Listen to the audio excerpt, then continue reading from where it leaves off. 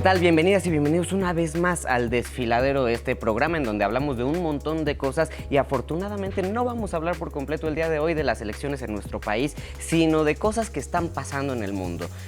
Hace unos días hubo una incursión de las Fuerzas Armadas ecuatorianas en la Embajada de México en ese país. Para analizar y debatir sobre este tema, hoy nos acompañan Ingrid Urgelles, colaboradora de este espacio, Andrés Páez Díaz Infante, internacionalista, y Galo Márquez Ruiz, abogado. Bienvenidos y recuerden que nos pueden escribir a las redes sociales de 11 Noticias Digital.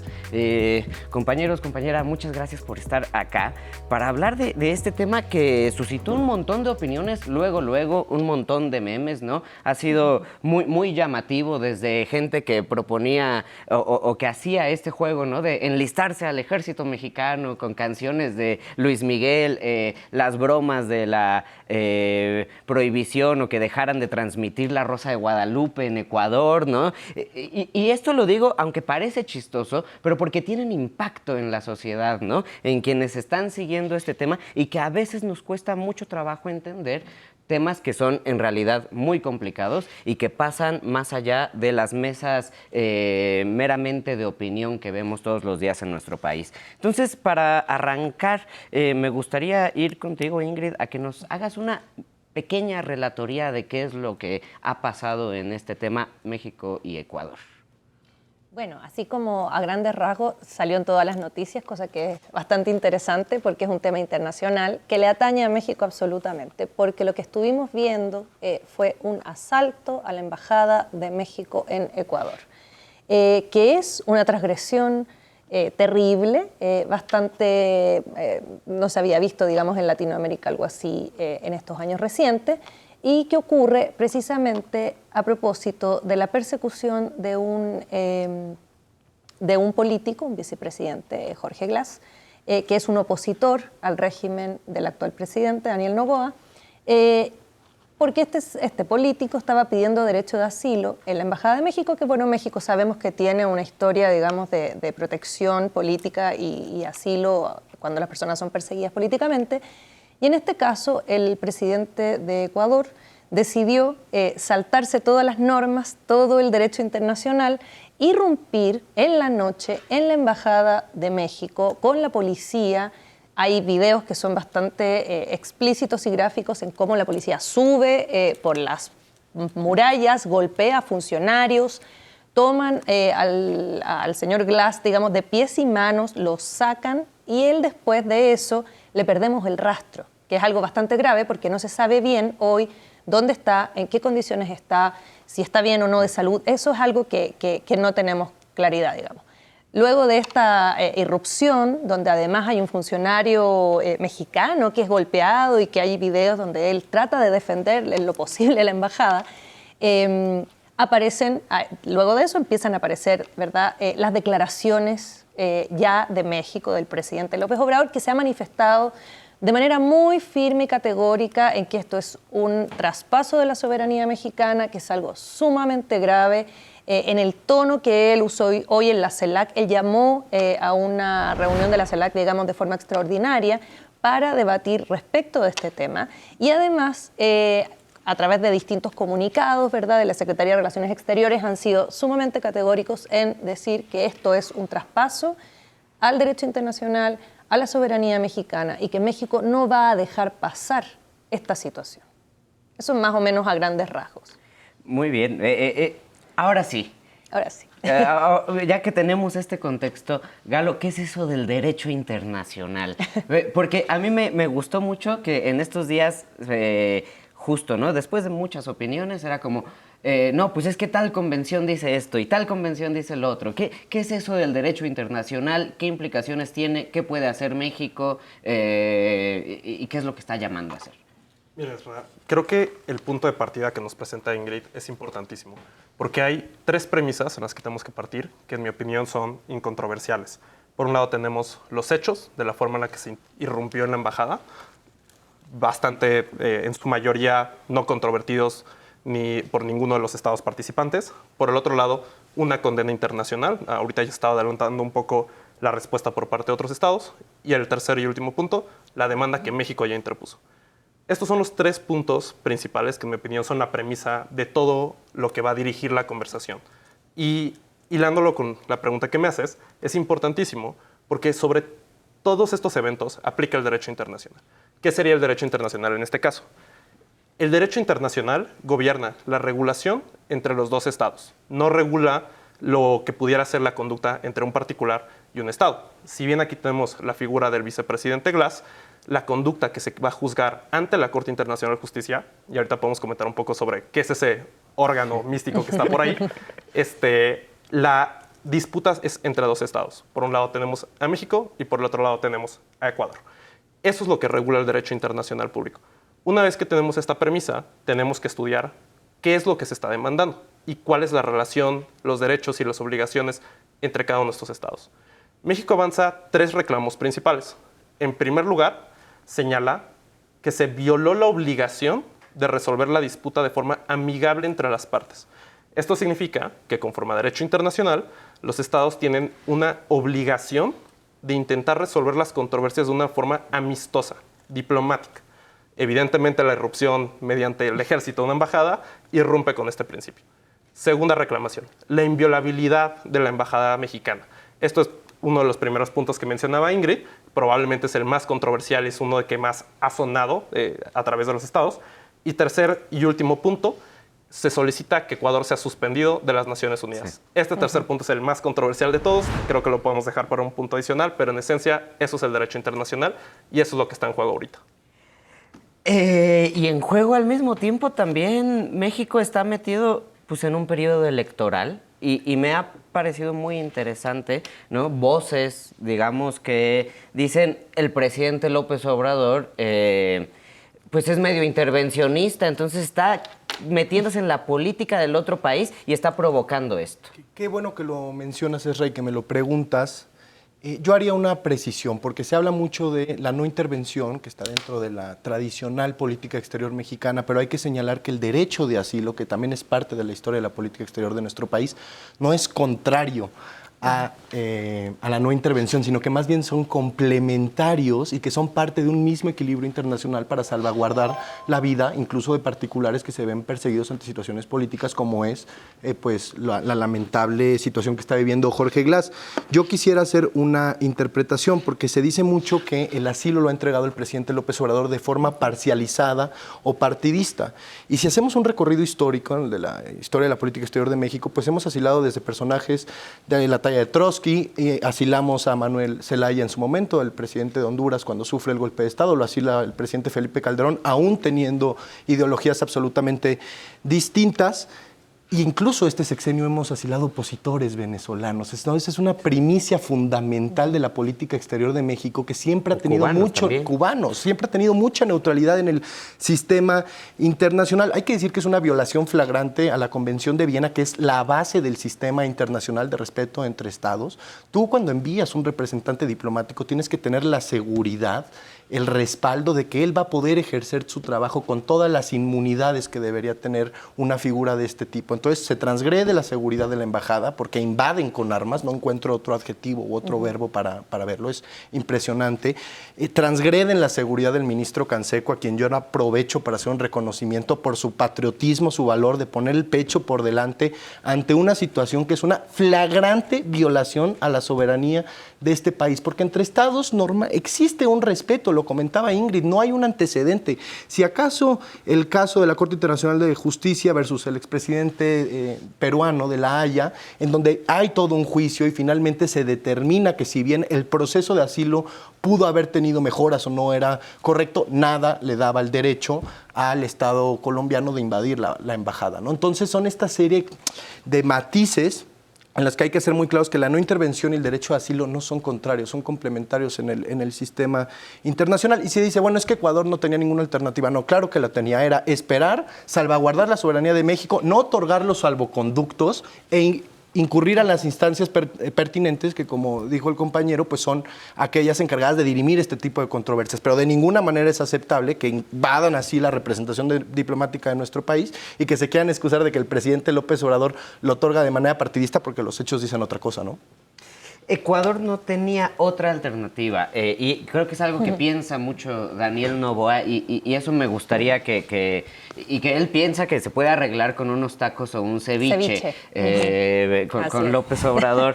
Y ahí sí te preguntaría un poco, Ingrid, ¿cómo podemos entender esto, ¿no? Porque yo creo que Daniel Noboa se está intentando plantear como un presidente que va a perseguir a los corruptos, a los terroristas, narcotraficantes, ¿no? Va en esta línea dura un tanto buquelista, pero pues se metió donde tal vez era más complicado, ¿no? O donde hace brincar mucho la atención.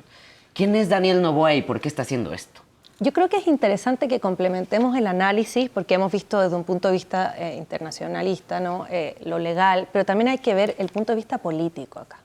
¿Qué motivación tiene este personaje, que es un presidente que va a estar un periodo muy corto de tiempo? Es un presidente además que viene de las oligarquías y que representa a estos últimos gobiernos en Ecuador que han sido gobiernos neoliberales de derecha que desmantelaron ese pobre país.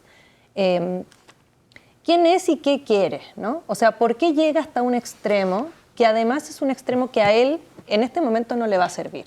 Porque ha tenido una condena internacional, aun cuando sea blanda, y ahí el compañero internacionalista puede leer bien eso, aun cuando Estados Unidos y Europa han sido blandos en su digamos, condenas, hay una, como, no me metas a mí, ¿no? Se quedó solo, en el fondo. ¿Por qué llegó hasta ese extremo? ¿Qué pretende? Y ahí hay que pensar en la situación de Ecuador. Ecuador, que era un país que estaba sumamente bien durante la época del correísmo, es decir, con todos sus asegúnes el correísmo, que también tiene un montón, pero un país que económicamente y en términos de seguridad estaba bastante bien en la región. De pronto es tomado por este grupo, que es una derecha neoliberal, diría yo, ¿no? Que mercantiliza ese país, que los desmantela, que entrega los recursos naturales, lo que ya sabemos. Y hoy en día es uno de los países más peligrosos con mayor cantidad de pandillas y narcotráfico presente ahí. Es algo inédito para Ecuador. Ellos no tienen una larga data de narcotráfico dentro del país. Y eso es interesante. Por otra parte, este presidente es una especie también de títere de Estados Unidos. Es decir, es un sujeto que va y viene a Estados Unidos, que tiene un montón de negocios, convenios y acuerdos con ciertos poderes económicos en Estados Unidos. Entonces, que de alguna manera está jugando a instalar esta estrategia de la seguridad al interior de Ecuador, militarizar. Y el 21 de abril hay una digamos, no se dice como, no es una encuesta, es una consulta a la que él llama, donde si ustedes leen las preguntas, usted en su casa lee las preguntas son del tipo, ¿está usted dispuesto a que haya militares en la calle y que los militares lo paren y que los militares lo detengan para ver si hay armas? ¿Está dispuesto a que hagan eso en todo el país? Es decir, es darle rienda suelta a los militares. Ahora, ¿para qué? No olvidemos que Estados Unidos, la jefa del Comando Sur de Estados Unidos, hace como un mes, dijo en una cuña que tienen un plan Estados Unidos de 5 años de seguridad para Ecuador. 5 años. ¿De qué estamos hablando? Bases militares. Ya Latinoamérica tiene como 76 bases militares repartidas en todo el continente latinoamericano, excepto en México, en Bolivia y en Venezuela. El resto de los países tienen bases militares, Ecuador tiene salida al Pacífico. Entonces, para Estados Unidos es ideal que este país, donde existía el correísmo y donde puede volver este progresismo correísta, esté totalmente militarizado y no puedan ellos volver. Y por eso este señor Glass, que es un representante del correísmo, hay que aplacarlo, eliminarlo, y por eso estamos llegando a ese extremo en los videos que nos anteceden aquí. Con estos antecedentes políticos, todo, decíamos hace rato de la forma amigable de solucionar los problemas. Y yo no sé si ahora que ha sucedido esto, que Ecuador decidió actuar de esta forma, hay una forma amigable y dentro de el derecho internacional que esto se pueda solucionar. O sea, ¿qué es lo que podría resultar? ¿No? Porque tendría que hacer caso a Ecuador, ¿no? ¿Y quién lo fuerza? Por supuesto. Para eso tenemos los mecanismos de resolución de controversias.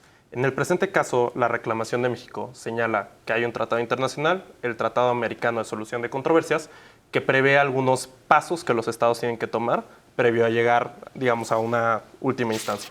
Tenemos un procedimiento de negociación, de comunicaciones diplomáticas, tenemos luego un procedimiento de mediación en donde las partes están obligadas a sentarse, a moderar, a discutir, etcétera, para intentar arribar a esta conclusión. Y por último, en caso de que se llegue a una última instancia, tenemos precisamente a la Corte Internacional de Justicia. Una determinación de la Corte Internacional de Justicia es obligatoria para los estados que asumen su jurisdicción. Esto significa que aquellos países que aceptan someter una disputa ante la Corte están obligados a aceptar la decisión que se somete ante esta instancia. ¿Qué significaría esto? Asumamos que Ecuador, en vez de realizar estos actos de irrupción en la embajada, decide tomar la vía pacífica de solución de controversias. ¿Qué hubiera sucedido en la práctica? Se hubiera comunicado con México lo que sucedió y hubiera cuestionado por qué se le otorgó el asilo diplomático. Eso sucedió. Una vez que no está de acuerdo con esta decisión, debería llevar a México ante la Corte Internacional de Justicia y resolver la controversia en esa instancia. Y en esta situación, los jueces hubieran determinado si efectivamente es conforme a derecho que México hubiera aceptado otorgar asilo diplomático a Glass o no. Así de sencillo. Y es súper importante lo que se mencionaba anteriormente en cuanto a que Ecuador no tenía otra alternativa. Y todo este background de militarización, de qué orilló a Ecuador, francamente, en mi opinión, eso es irrelevante. México no tiene por qué entrar en ese juego. Claro. Esa no es la cancha de México. México lo único que tiene que hacer es ver esta situación como un evento aislado. ¿Irrumpieron en mi embajada? ¿Sí o no? Ecuador lo que va a intentar hacer, naturalmente, es preguntar ¿por qué? ¿Por qué interrumpí en tu embajada? ¿Qué me orilló a esa situación? Y todo eso, francamente, es irrelevante.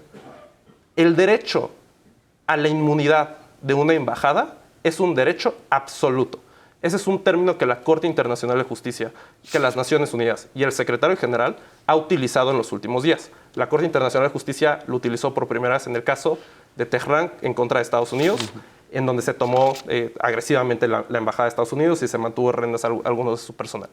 ¿Qué significa esto de que es un derecho absoluto? No existen excepciones que justifiquen irrumpir en una embajada.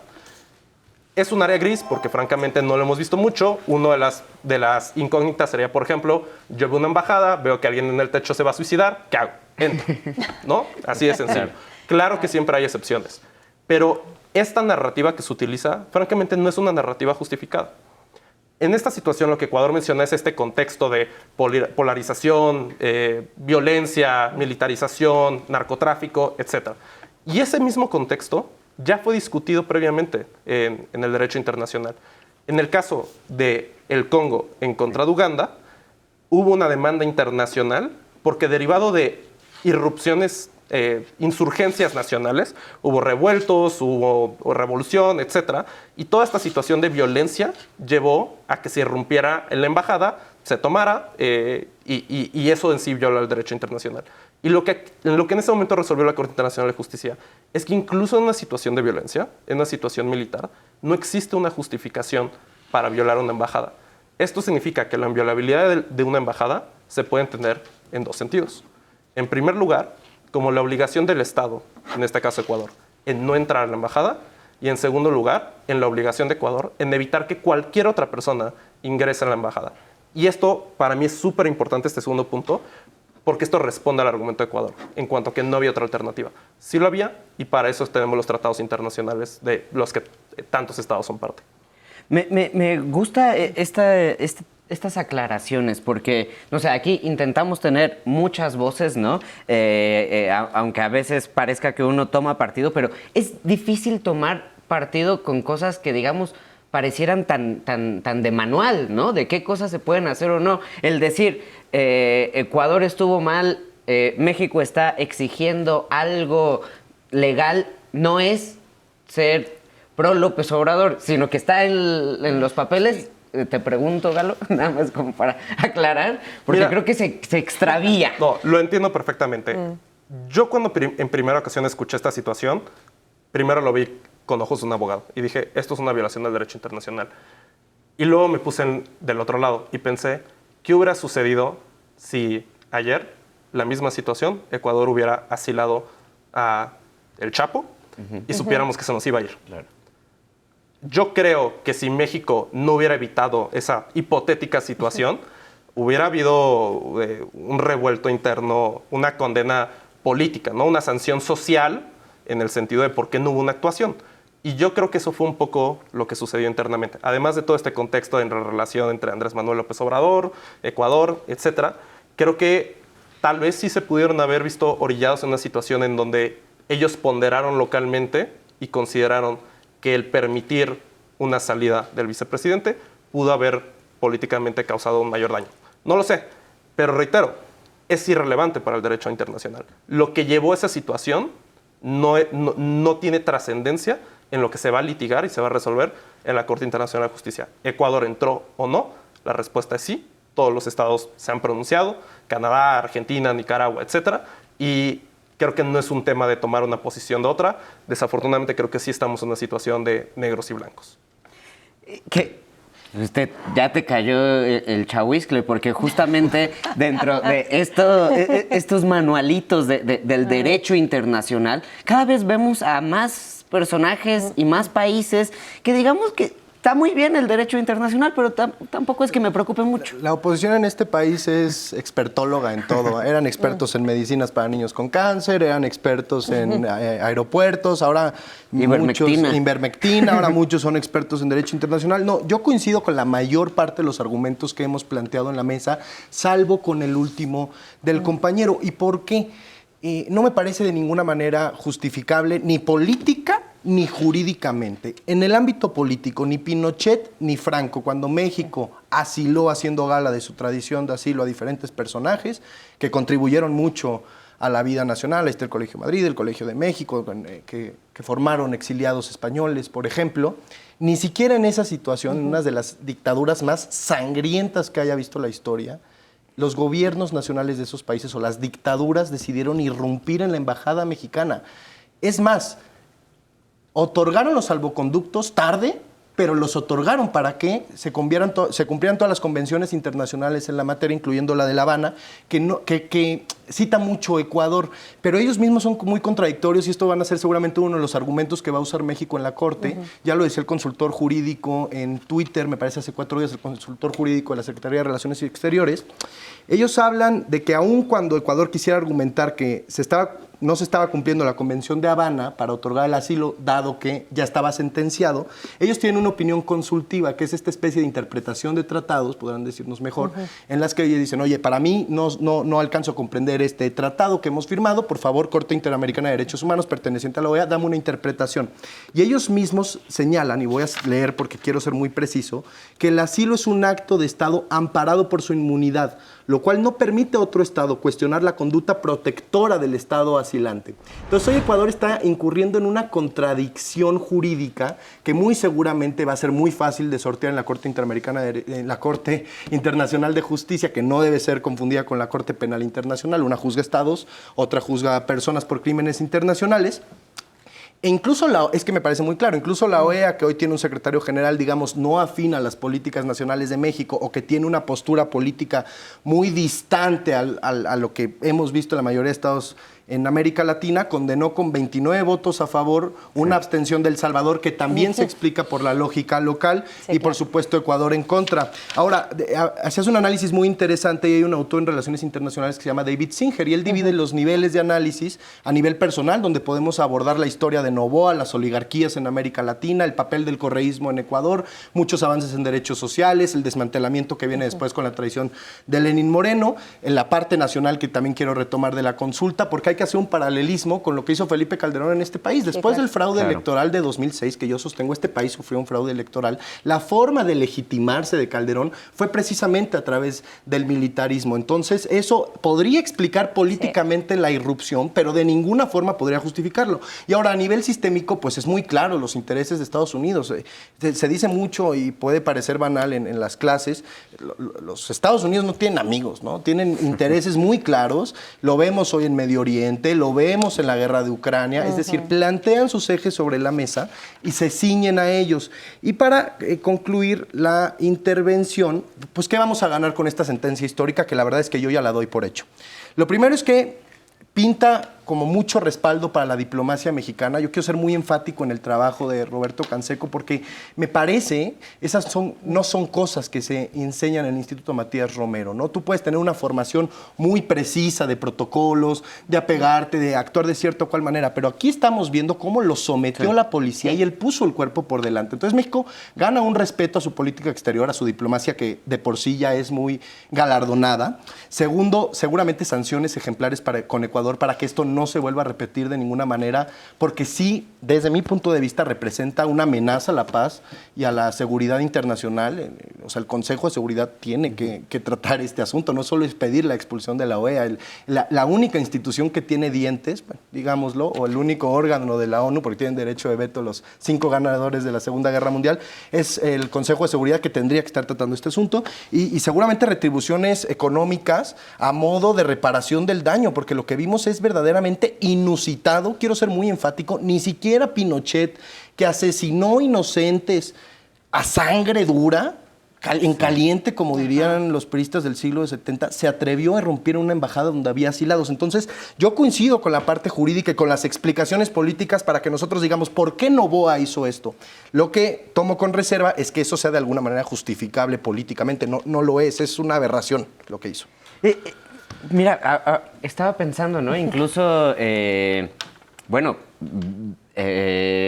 Videla y el tema en Argentina, ahí sí estaban persiguiendo a quienes podían ser acusados de terrorismo, ¿no? Muchas veces y ni siquiera allí. Pero bueno. Una cosita más, Ezra. Es muy lamentable que Lili Téllez y América Rangel estén pidiendo disculpas a nombre del Estado mexicano, siendo representantes populares, después de ver lo que hemos visto en las imágenes de aquí detrás. Eso se llama traición a la patria. Creo yo que deberían ser juzgadas por eso, deberían ser desaforadas, y se llama ser apátrida. Se llama no crea tu país. Habría que discutir eso de populares. Sí, lo de populares. Cada quien su popularidad. Este programa se nos está acabando. Hice una pregunta que no me contestaste, pero entonces ahora la reparto para todos y para que me ayuden con una conclusión. El clásico, ¿qué húbole con el derecho internacional? Porque dentro de esto que estamos viendo entre México y Ecuador, estamos viviendo aparte varias cosas alrededor del mundo en donde pareciera que estos organismos internacionales, por muchas cortes y por muchos nombres, pues no sabemos, porque al final cada quien decide qué es lo que hace. Entonces, si quieres, arrancamos con Ingrid y así nos vamos. Bueno, yo soy una descreída un poco de estos sistemas que operan internacionalmente cuando hay 2, 3 hegemones que mandan el mundo. O sea, me parece que hace poco, la semana pasada, vimos el asalto a una sede diplomática de Irán en Damasco, que no fue ni sancionada ni nadie emitió absolutamente ninguna opinión, y que cuando Irán responde de acuerdo al agravio, ahí aparecen las condenas, ¿no? Y unas condenas que son sumamente, que si tú lo analizaras conforme a derecho nada más en términos de pruebas y de lo que ocurrió, tú dices que estas condenas no tienen sentido, ¿no? O sea, ¿qué es lo que están condenando? Están condenando políticamente. Y ese es el problema, que estas entidades, la ONU, las Naciones Unidas en general, todos estos consejos de seguridad, el G7, la OTAN, etcétera, etcétera, la OEA, sirven finalmente para que 2, 3, que son los imperialistas del mundo, puedan decir cuándo sí se hace justicia y cuándo, mira, ¿sabes qué? Esta justicia es más relativa. Las condenas al genocidio de Palestina, no ha habido condenas prácticamente, ha sido súper categórica. Incluso en las votaciones ya hay una votación que dice alto al genocidio, y a Israel no le importa, pero a nadie le importa tampoco, ¿no? Entonces es una cuestión como relativa. En el caso de México, por supuesto que no genera el mismo problema que genera Palestina en este caso. O, por ejemplo, hay que acordarse el 2019, cuando una sede diplomática venezolana en Washington, D.C., fue intervenida por Estados Unidos y tampoco nadie dijo nada, porque de eso tampoco se habla. De hecho, Alina Duarte estuvo cubriendo y tiene la noticia y tiene un programa y todo sobre eso. Entonces uno dice, mira, esto aplica cuando no genera muchos problemas, ¿no? En el caso mexicano, lo de Ecuador es impresentable, es estéticamente muy evidentemente feo, ¿no? Vemos las imágenes, decimos, nadie puede, digamos, pasar por alto la estética, ¿no? Esto de la policía entrando en la noche, etcétera. O sea, es muy evidente, muy gráfico. Y en general, que haya una condena contra Ecuador en este momento no va a generar el gran problema que sí ocurriría en caso de irse contra Israel. Entonces va a depender de quién estamos hablando para ver si sí se va a aplicar, o fíjate que en este otro caso mejor lo suspendemos. ¿Cómo lo ves? Controversial. Mi relación con el derecho internacional cada mañana cambia. En este momento, francamente, creo que en el caso particular de México es una buena apuesta. El derecho internacional me parece una buena apuesta. Lo que sucede en situaciones en uno de los estados actúa de una forma tan irracional, la mejor postura que puede tomar otro estado es apostar al derecho. Y simplemente es una perspectiva narrativa. Veamos Ucrania contra Rusia. Tienes un estado agresivo, etcétera, y ¿a qué le apuesta Ucrania? Dice, chance no te voy a ganar hoy, chance tampoco mañana, pero ya hay un juicio en la Corte Internacional de Justicia entre esos dos estados. Y al final, el derecho se va a pronunciar y va a decir si tú actuaste de forma legal o no. Eso es lo que está haciendo México. Me parece que el derecho internacional en sí, una declaración por parte de un órgano legítimo, como la Corte Internacional de Justicia, un órgano respetado, va en sí tener consecuencias en la actuación, en las relaciones diplomáticas, en la forma que otros estados van a reaccionar y van a seguir desarrollándose en los siguientes años con Ecuador. Y ese es precisamente el efecto que va a tener el derecho internacional. Se mencionaba hace rato el Consejo de Seguridad de las Naciones Unidas. Este es uno de los puntos que México le está apostando a muy largo plazo. Este es un juego a muchos años. Si la Corte Internacional de Justicia señala, Ecuador, tú incumpliste y no cumple con esa condena, México luego puede solicitar al Consejo de Seguridad que tome acciones en contra de ello. Y como bien se mencionaba, es un órgano que tiene dientes, ha tenido sus complicaciones, pero en principio es más operativo que otros órganos de las Naciones Unidas. Entonces, regresando muy puntualmente a tu pregunta, ¿qué onda con el derecho internacional? Yo creo que es la apuesta que México debería de jugar, y yo creo que la está jugando y lo está haciendo bien. No debería, porque hace rato me quitaste el tiempo, pero 30 segundos. No, a ver, desde una visión regional, pues esto también es una respuesta al resurgimiento de la CELAC que propuso el presidente López Obrador, un órgano independiente para aquellos fans del neoliberalismo que les gusta mucho la autonomía, sí independiente, pero no solo del mercado, de los grandes oligarcas, independiente también de la mano de Estados Unidos. Yo creo que México va a triunfar en la Corte Internacional de Justicia, creo que la sentencia va a ser unánime y creo que hoy nos asiste la razón política y también el derecho. Compañeros, compañera, pues muchísimas gracias. Como ven, este no es una cosa fácil de entender, pero poquito a poco, y tampoco es una cosa aislada. Pasó esto, pero hay muchas cosas que lo acompañan. El derecho internacional no es fácil, pero es importante. Nos vemos la próxima semana en El Desfiladero.